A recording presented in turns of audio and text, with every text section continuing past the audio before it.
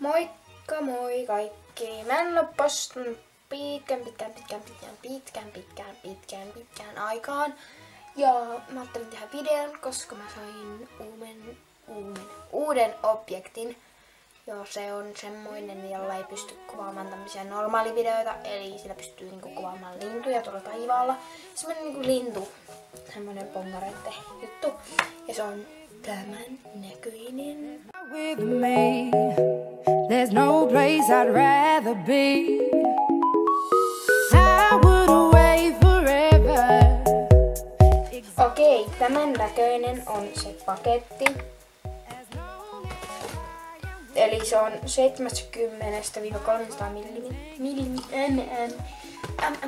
ja joo, mä näytän näin teille nyt. Ottakaa tosta. Tossa näkyy huonosti tarkennettu, mutta blogissa on kuva siitä, niin näette tarkemmin, kun saan kuvan siitä. Ja itse zoomi näyttää tältä. Eli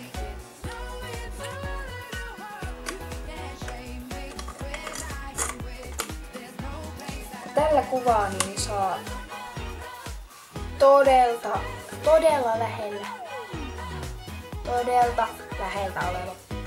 läheltä olevan kuvan. Eli nyt jos mä otan kuvan ja tässä on zoom päällä, no nyt normaalisti, ja mä laittaisin tähän käden, niin se olisi jossakin tuossa kohtaa tämän kameran mukaan käsi. Eli jos mä olisi täällä, niin se olisi tossa suurin piirtein. Ja tässä on tämmönen, tai oikeastaan kuulus tähän, mutta siis mä sain tän mun sedältä, mutta mun sedä oli ostanut tähän näin. Tää on semmonen valaistusjuttu. Ja niin. Todella tähän saa automaatille. Ja tässä tulee pari kuvaa siihen.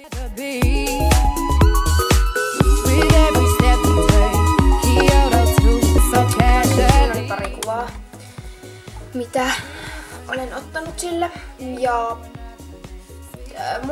mä ajattelin kertoa vähän kuulumisia muutenkin. Ja aloitetaan vaikka siitä, että mitä huomenna tapahtuu.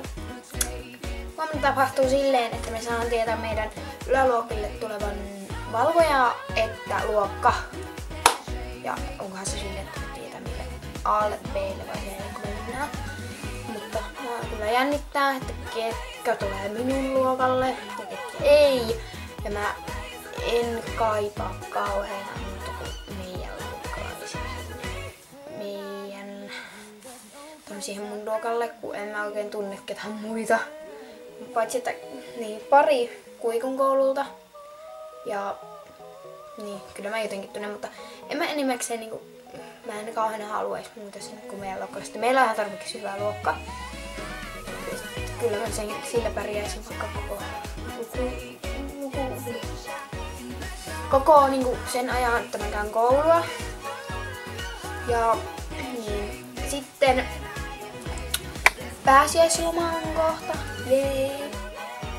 Kysymyksiä. Mä teen kysymyspostauksen niin muuten. Minä odotan innolla niitä kysymyksiä. Ja